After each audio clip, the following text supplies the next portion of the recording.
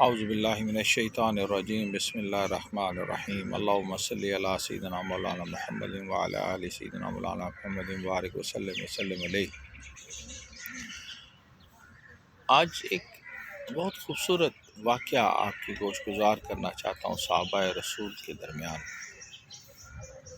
جس سے آپ ایک ایسے مسئلے کو سمجھنے میں آسانی ہوگی، اور اس کے اندر اگر آپ کوتاہی کے مرتکب ہو رہے ہیں تو آپ انشاءاللہ یقیناً اس کو سننے کے بعد اپنے اس مسئلے کو اس معاملے کو احسن طریقے سے اور بہتر طریقے سے کرنے کی کوشش کریں گے، کیونکہ اس میں اللہ تعالیٰ نے اس کی بخشش کا اندیا دیا ہے۔ حضرت عمر فاروق رضی اللہ تعالیٰ عنہ، امیر المومنین حضرت عمر فاروق رضی اللہ تعالیٰ عنہ تکیے کے ساتھ ٹیک لگا کر تشریف فرما ہوتے ہیں، تو حضرت سلمان فارسی رضی اللہ تعالیٰ عنہ تشریف لاتے ہیں۔ وہ جب تشریف لاتے ہیں تو حضرت عمر فاروق ان کی محبت میں، ان سے پیار کرنے کا سے وہ حضرت عمر فاروق جو کتنے بڑے بڑے لوگ ان سے ملنے کے لیے آتے تھے، غیر مسلمین کے جو بادشاہ ملنے آتے تھے ان کو بھی وہ اہمیت نہیں دیتے تھے۔ تو حضرت سلمان فارسی رضی اللہ جب تشریف لائے تو آپ فوری طور پہ ان کی محبت اور ادب میں کھڑے ہو کر اپنا تکیہ محبت سے پیش کیا، تو بیٹھنے کے لیے فرمایا۔ تو حضرت سلمان فارسی بے ساختہ بول پڑے کہ میرے نبی پاک صلی اللہ علیہ وسلم نے سچ فرمایا تھا، میرے نبی نے سچ فرمایا تھا، اس کی تکرار کرنے لگے۔ حضرت عمر فاروق فرماتے ہیں کہ اے سلمان فارسی بتائیں نا کیا آقا کریم نے فرمایا تھا؟ تو کہتے ہیں مجھے کیا پتا تھا کہ میں زندگی میں ہی مجھے یہ سب دیکھنے کو موقع ملے گا جو آقا نے فرمایا تھا۔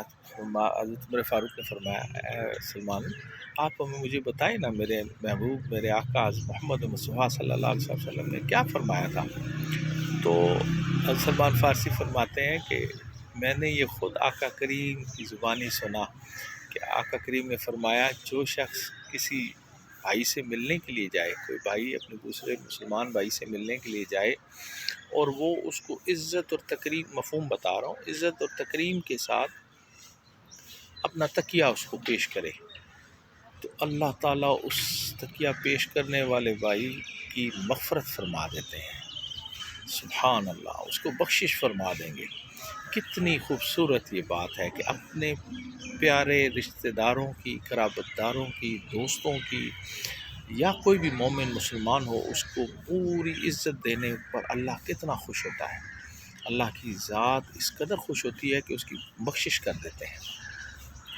آج کل ہم نے ایک ایسا معاملہ کر لیا کہ ہمارے گھروں میں اگر کوئی، ایون یہاں تک کہ ہمارے بچوں کی یہ حالت ہے کہ اگر والدین بھی آ جائیں تو وہ ٹانگوں پہ ٹانگ رکھ کے بیٹھے ہیں تو اسی طرح بیٹھے ہیں، ٹیبل پہ ٹانگیں پھیلا کر بیٹھے ہیں تو اسی طرح بیٹھے ہیں۔ ان کو ادب کا پتہ ہی نہیں ہے کہ اپنے بزرگوں کا ادب کیسے کرنا ہے، اپنے چھوٹوں سے شفقت کیسے کرنی ہے۔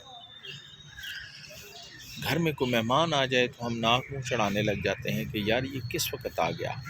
یہ سیل فون نے انسان کو اس قدر غافل کر دیا ان پیارے رشتوں سے، اس پیارے رشتوں کے تقدس کو سمجھنے سے، کہ اس ایک گھر میں موجود ہوتے ہوئے بھی کئی لوگ ایک دوسرے سے دور بیٹھے ہوتے ہیں، اپنی اپنی دنیا میں مگن ہو گئے۔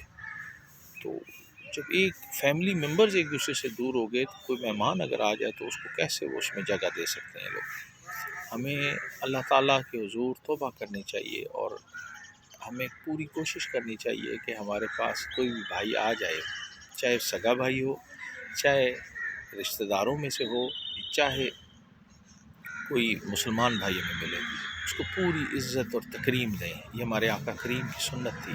آقا کریم پوری توجہ دیا کرتے تھے ہر ایک کے بارے میں، جس سے بھی جو ملنے آتا تھا اس کو پوری مکمل توجہ آقا کریم دیا کرتے تھے، اور یہی ہمارے صحابہ کا بھی طریقہ کار تھا۔ تو ہمارے صالحین کا بھی یہی طریقہ ہے، جو اللہ کو پسند ہے وہی سارے اعمال وہ کیا کرتے تھے۔ تو ہمیں بھی ایسے اعمال کرنے کی کوشش کرنی چاہیے تاکہ اللہ تعالیٰ کے حضور ہماری بخشش کا ذریعہ بن سکے۔ اگر یہ بات آپ کو پسند آئی ہو تو یقیناً اپنے دوسرے لوگوں کو بھی بتائیں کہ یہ اس طرح کرو کہ اللہ تعالیٰ اپنے بھائیوں سے محبت کرو، بغض اپنے دلوں سے نکالو۔ اللہ تعالیٰ ہمیں دین اسلام کی سمجھ عطا فرمائے۔ اور ایسے اعمال عطا فرمائے جس سے وہ راضی ہو جائے۔ السلام علیکم ورحمۃ اللہ